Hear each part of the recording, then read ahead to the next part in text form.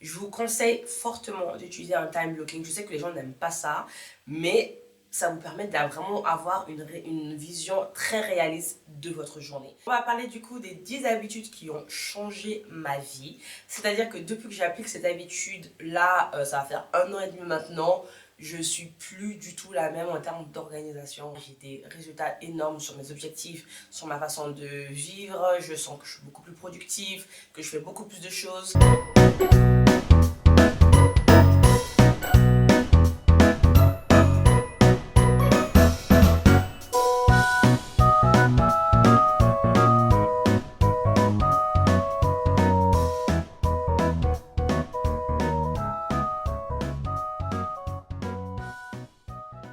Hello ma place, bienvenue sur ma chaîne, j'espère que vous allez bien. On se retrouve aujourd'hui pour une nouvelle vidéo, vous l'avez vu dans le titre. On va parler du coup des 10 habitudes qui ont changé ma vie. C'est-à-dire que depuis que j'applique cette habitude-là, ça va faire 1 an et demi maintenant, je suis plus du tout la même en termes d'organisation, en termes de résultats. J'ai des résultats énormes sur mes objectifs, sur ma façon de vivre. Je sens que je suis beaucoup plus productive, que je fais beaucoup plus de choses, que je découvre aussi beaucoup plus de choses. Enfin bref, la vie va mieux. Je vais récupérer avec moi mes petites notes que je me suis mises ici. Je vais les mettre devant vous, comme ça je regarderai en face quand je vais lire, pour que la vidéo soit un peu plus fluide et qu'on ne perd pas trop de temps. C'est parti.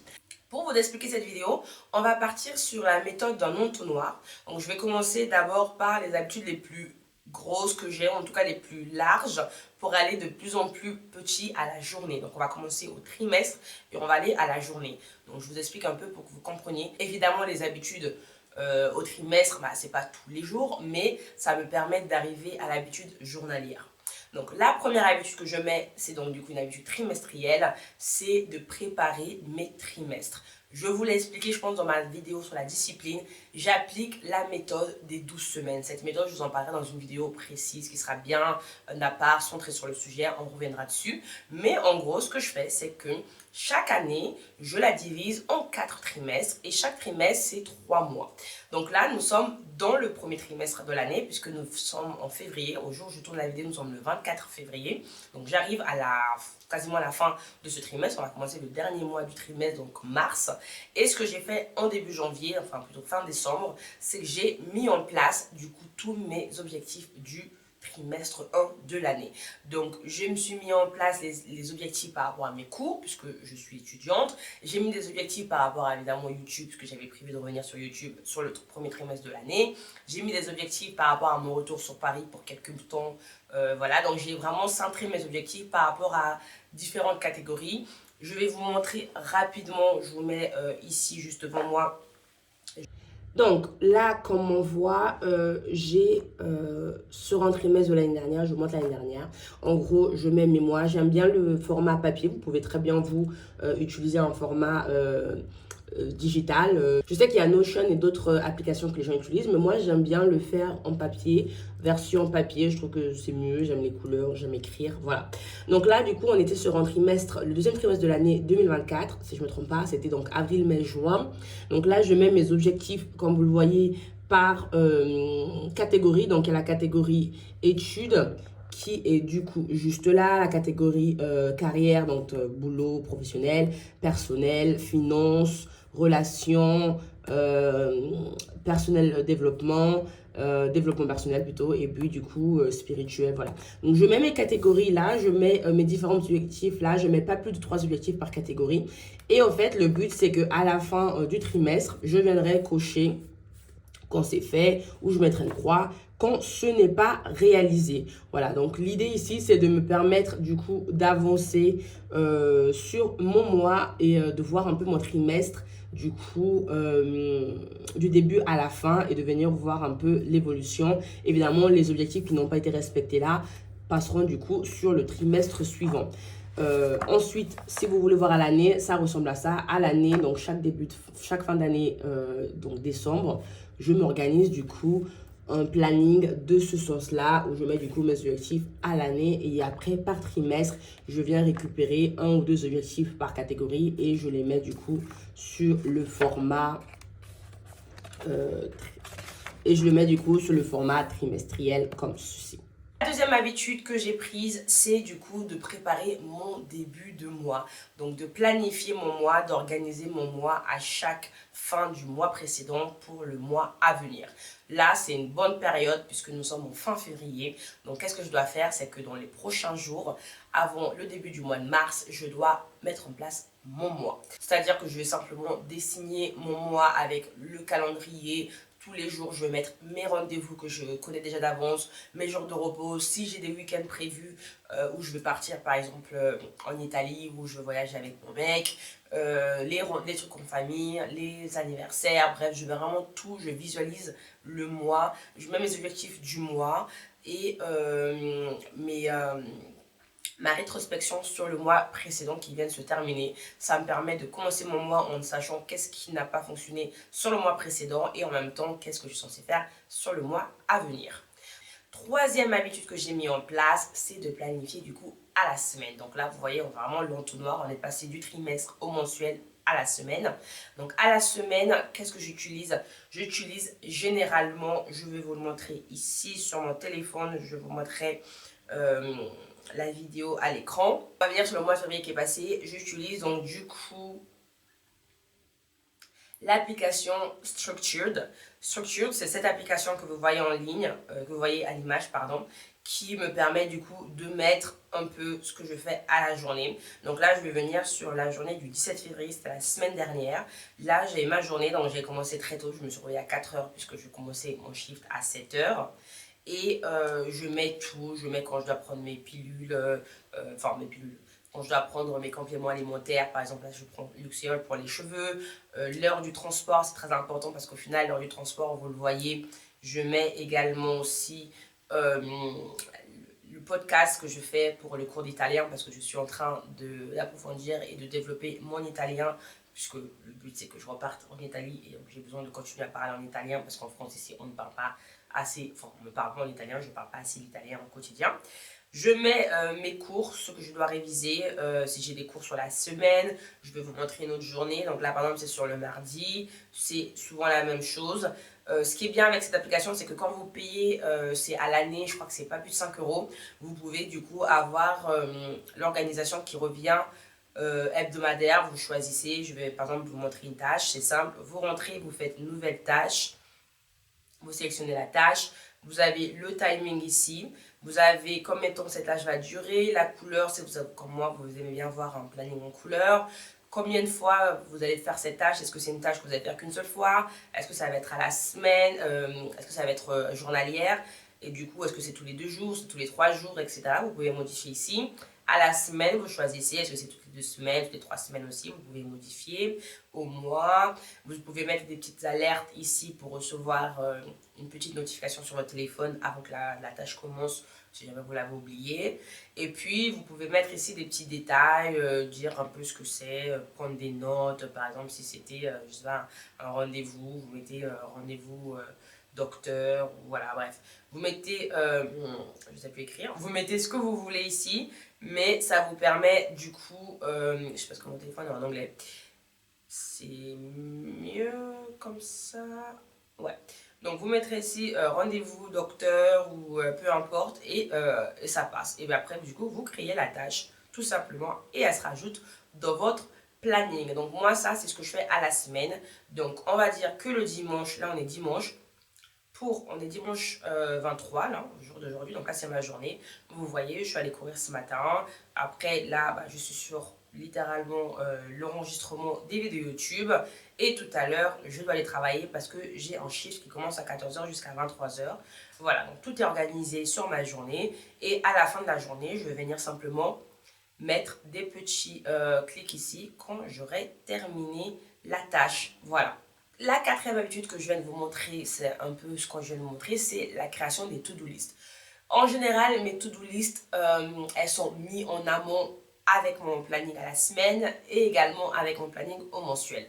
Donc, j'ai pas réellement de tâches nouvelles. Ça veut dire que je ne veux pas arriver, je vais découvrir quelque chose à faire. Il peut arriver que je dois adapter mes journées parce que, par exemple, quand j'étais en recherche de travail, on m'appelle le matin pour me proposer un entretien le lendemain, ça n'était pas prévu dans mon planning de base, donc je vais réadapter, je vais ajouter l'entretien à faire sur mon planning en tant que to-do list. Mais en général, mes to-do list, elles sont déjà planifiées puisque chaque fin de semaine, je planifie ma semaine. Donc automatiquement aussi, mes to-do list parce que mes tâches, elles sont assez répétitives. C'est mes cours, le travail et YouTube. Donc il n'y a pas trop de nouveautés. Je vais simplement planifier les rendez-vous si j'en ai.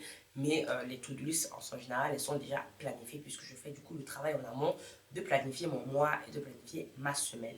Cinquième habitude que j'ai mis en place, c'est d'utiliser le time blocking. Vous l'avez vu avec l'application Structured, on peut mettre le temps que va prendre une tâche. Je vous conseille fortement d'utiliser un time blocking. Je sais que les gens n'aiment pas ça, mais ça vous permet de vraiment avoir une vision très réaliste de votre journée. Et de pas simplement vous dire la tâche to-do list, j'ai 5 choses à faire aujourd'hui et c'est tout. C'est d'organiser ces 5 jours sur la journée de 24 heures parce qu'on a tous une journée de 24 heures. Personne n'a des journées plus longues. Donc pouvoir faire un time blocking, c'est vous certifier que vous allez pouvoir réaliser votre to-do list sur votre journée. Si je sais que dans ma journée, je dois aller travailler, bah, je vais mettre les heures de travail. Et en plus, je vais mettre le temps de trajet, parce que moi, c'est ce que je fais. Vous l'avez vu, je mets les transports, parce que moi, je prends les transports en commun. Donc, je prends mon RER. Je me mets toujours très large. Je mets toujours 10, un quart d'heure plus que ce que j'ai prévu pour être sûr que s'il y a des retards de transport et tout ça, ça tient dans mon planning. Et ensuite, après, une fois que j'ai mis mon aller, mon retour et le temps de travail, donc ça, c'est un peu des tâches que je n'ai pas de choix puisque c'est à mes données, je suis salariée, donc du coup je suis obligée de respecter ces horaires-là. Autour de ça, je vais venir planifier le reste de mes tâches. Si j'ai par exemple des vidéos YouTube à faire, bah, je sais que si je dois prendre mon transport à 13h parce que je commence à 14h30, bah, du coup j'ai jusqu'à midi 40, midi 30 pour faire mes vidéos le matin.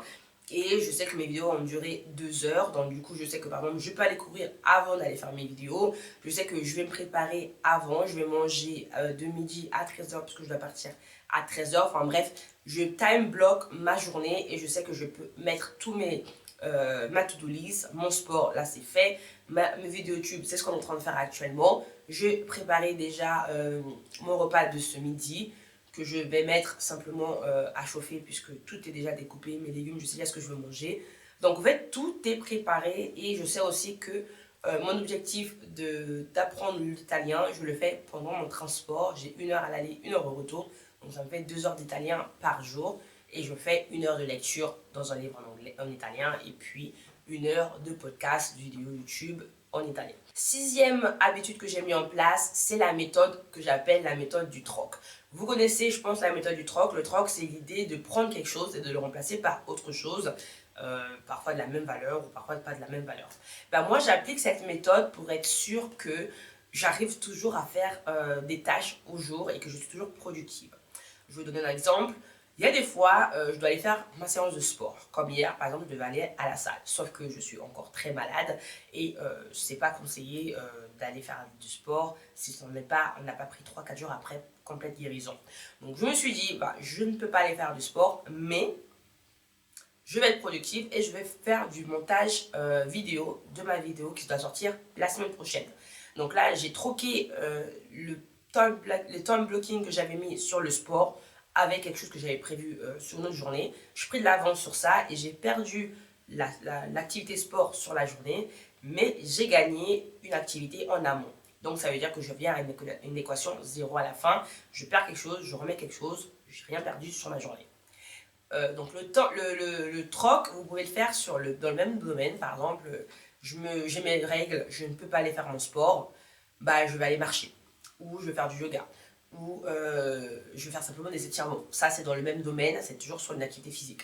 Ou alors, je sors de domaine, comme j'ai fait là, je ne peux pas aller faire à la salle de sport, je vais faire du montage. Je ne peux pas aller à la salle de sport, je vais avancer sur mes cours d'italien. Je ne peux pas faire du truc, je vais avancer sur mes cours de droit ou de communication. Bref, on troque ce qu'on avait prévu, qu'on ne peut plus faire pour X ou Y raison, parce que bah, il fait moche, on n'a pas de transport en commun, pour que ce soit pour quelque chose qu'on peut faire plus facilement et qui est accessible. Et en même temps, on reste toujours productive et on ne perd pas, on ne se met pas en retard. Prochaine habitude que j'ai mis en place, c'est de me rappeler la raison pour laquelle je me réveille le matin. Pour certains, ça peut être le manifesting. Donc manifester, c'est ses envies, ses motivations, ses objectifs. Ça peut être aussi le journaling, vous pouvez le mettre dans cette case-là. C'est l'idée qu'au fait, chaque matin, je vais me réveiller et je vais essayer de me rappeler la raison pour laquelle j'ai mis mes objectifs sur la journée, sur la semaine ou sur le mois, et me donner un petit peu des boosts comme ça de motivation, des boosts comme ça où je vais essayer de voir un peu ce que j'ai déjà acquis, ce que j'ai déjà réalisé et là où j'ai déjà réussi. Et ça me permet de me remotiver parce que la motivation on ne la garde pas tout le temps et ça vous donne ce petit boost pour vous dire ok bah regarde ce que tu as déjà fait sur le mois de février, bah là tu vas faire encore mieux au mois de mars. Je me dis bon bah pourquoi là je dois me poser regarde, et tourner une vidéo YouTube, bah parce que là j'ai tourné peut-être 2 vidéos YouTube sur les 2 dernières semaines et elle a eu du retour, les gens l'ont aimé, j'ai eu 2-3 commentaires, bah voilà, ça me motive à continuer. C'est vraiment ces petits trucs de motivation qui vont t'aider à te rappeler la raison pour laquelle tu fais tes choses et à te rebooster pour continuer et rester discipliné sur cette chose-là. Je vous l'avais déjà expliqué dans ma vidéo discipline, la motivation c'est quelque chose que l'on perd, donc il faut toujours se rappeler pourquoi on fait les choses parce que c'est pas quelque chose qui reste tout le temps. La motivation, ça vient, ça part. La discipline, c'est ce qu'on essaie de viser au quotidien. Je crois que c'est l'habitude numéro 8, c'est de se vider l'esprit avec une activité. On est tellement organisé, on a tellement de choses à faire, on essaie de suivre tellement de choses pour éviter d'avoir cette espèce de burn-out ou cette espèce de perte de contrôle et de sentir qu'on est trop dans une surproductivité. Bah, il faut quand même avoir ces habitudes-là de se vider l'esprit, d'aller faire complètement autre chose, mais il faut le planifier ça. Et moi, ce que je planifie, c'est de faire une activité qui n'a rien à voir.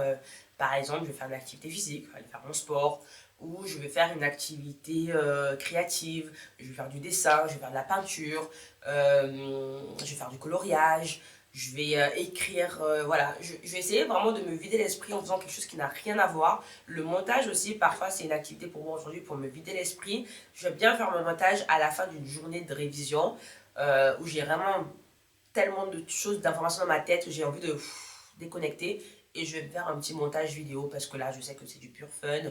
Je vais me faire ma miniature sur Canva, enfin voilà, j'ai plein de petites possibilités d'activités différentes. Vous pouvez aller marcher, vous pouvez aller faire de la randonnée, vous pouvez aller faire un petit trek, vous pouvez aller faire aller à la piscine, toute activité qu'elle soit physique, créative ou autre, juste simplement pour stopper un petit peu et vous vider l'esprit et passer à autre chose. Avant-dernière habitude que j'ai mis en place, c'est de planifier mes temps off. C'est hyper important de vous programmer des journées, des temps de off où vous ne faites rien. Ne rien faire, c'est faire quelque chose. C'est ne rien faire. À partir du moment où vous sentez que vous arrivez à saturation, vous programmez 1 heure, 2 heures, vous faites rien. Vous chillez, vous regardez une série sur YouTube, sur Netflix, vous regardez un film, vous sortez avec vos amis, vous restez dans votre lit. Vraiment, vous ne faites rien, mais vraiment, même sortir avec des amis, c'est faire quelque chose. Vraiment, vous ne faites rien. Vous dormez, vous restez sur votre lit à mort, comme ça, pendant 2 heures. Et on a besoin de ça. C'est un cycle important de... C'est pas de la procrastination parce que vous avez prévu de ne rien faire. Vous voyez, quand vous le prévoyez, bah, du coup, il ne va pas impacter vos autres objectifs parce que du coup, vous avez prévu ce temps-là à ne rien faire. Et vraiment, c'est important de ne rien faire dans la semaine. D'avoir ce petit temps où on ne fout rien. Ne parle pas. On est associable, on est enfermé sur nous-mêmes et on reste avec nous-mêmes, on réfléchit, on ne fait rien, on s'allonge, on dort. Voilà. Faites-le, important, important, important. La dernière habitude, c'est pas une habitude obligatoire pour tout le monde, mais pour moi c'est essentiel, c'est de faire du sport. C'est pas simplement une activité physique ou de bouger, c'est vraiment de faire du sport. Donc la salle, aller courir, aller à la piscine. Moi j'en ai besoin. Je fais tellement de choses entre mes 2 formations. Là, le boulot, du coup, j'ai un boulot maintenant que j'ai commencé depuis 3 semaines à temps plein parce que c'est du 39 heures avec quand même les responsabilités. Et là, j'ai YouTube. Et là, j'ai besoin d'aller me défouler, d'aller sortir un peu de ce trop d'énergie que je contiens en moi en faisant du sport. Donc pour moi, c'est important. Quand je ne fais pas de sport, je le ressens. Je suis beaucoup plus fatiguée, je suis beaucoup plus déprimée. Je me sens vraiment pas bien parce qu'il me manque cette... j'ai trop en moi que j'ai pas pu évacuer, pas pu défouler. Et je défoule vraiment mes émotions, ma frustration dans le sport. Et du coup, le sport, pour moi, c'est vital. Bah écoutez, je pense que je vous ai donné toutes mes habitudes, voilà mes 10 habitudes qui ont changé ma vie, que j'applique depuis 1 an et demi maintenant et qui m'ont donné des résultats vraiment très très très très très, je sais pas ce que j'allais dire à la fin, mais en tout cas qui m'ont donné des gros résultats, ce que je voulais dire. Et du coup que j'applique et que je vais continuer à appliquer. La méthode des 12 semaines, je vous l'expliquerai en détail, mais ça m'a changé la vie. Aujourd'hui, je n'imagine même plus ne pas faire sans et je me pose la question de pourquoi j'ai mis tout ce temps dans ma vie. J'ai 31 ans aujourd'hui bientôt et j'ai mis... J'ai 31 ans bientôt moi. J'ai 32 ans bientôt. Je me mens. Je me mens bientôt. J'ai déjà 31 ans. J'ai 32 ans bientôt et je me mens.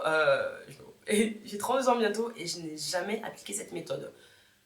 Pourquoi j'ai mis autant de temps? Il a fallu que je découvre cette méthode en 2023. C'est pas possible. Donc là, je vous partage cette méthode. Les gars, si vous ne l'avez toujours pas, connectons-nous sur la prochaine vidéo. Je ne sais pas si ça sera la prochaine vidéo ou la vidéo d'après, mais nous allons découvrir la méthode des 12 semaines pour ceux qui ne la connaissent pas et nous allons commencer à l'appliquer dès maintenant. Voilà. Si vous avez aimé cette vidéo, comme d'habitude, on met des petits pouces en l'air, ça me motive réellement. Donc je sais que il y en a qui regardent la vidéo en étant en mode invisible et tout, mais vraiment je vous assure, quand on commence une chaîne ou quand on est encore au début de la chaîne et qu'on veut quand même se développe et qu'on va continuer à être motivé et à produire du contenu, ces petits retours de petits pouces en l'air ou de petits commentaires ou même mettre un petit smiley en commentaire, si vous n'avez pas envie d'écrire des phrases, mettre un petit smiley et tout ça, un petit pouce, ça peut que me motiver et ça aide aussi également l'algorithme. Donc n'hésitez vraiment pas, si vous pouvez mettre juste un petit pouce en l'air ou me mettre un petit smiley en commentaire pour le mood de cette vidéo, ça me ferait énormément plaisir. Et puis on n'oublie pas de s'abonner. On se regarde la vidéo mais on n'est pas abonné. J'ai encore plein de gens qui regardent la vidéo qui ne sont pas abonnés dans mes statistiques. Donc n'hésitez pas, abonnez-vous, vous n'allez rien perdre aujourd'hui et c'est que du plaisir pour la personne qui vous fait le contenu, c'est-à-dire moi. Voilà, je vous souhaite une bonne journée et je vous dis une bonne soirée aussi, je ne sais pas à quelle heure vous regardez cette vidéo. Et puis je vous dis à très bientôt ma populace. Bye.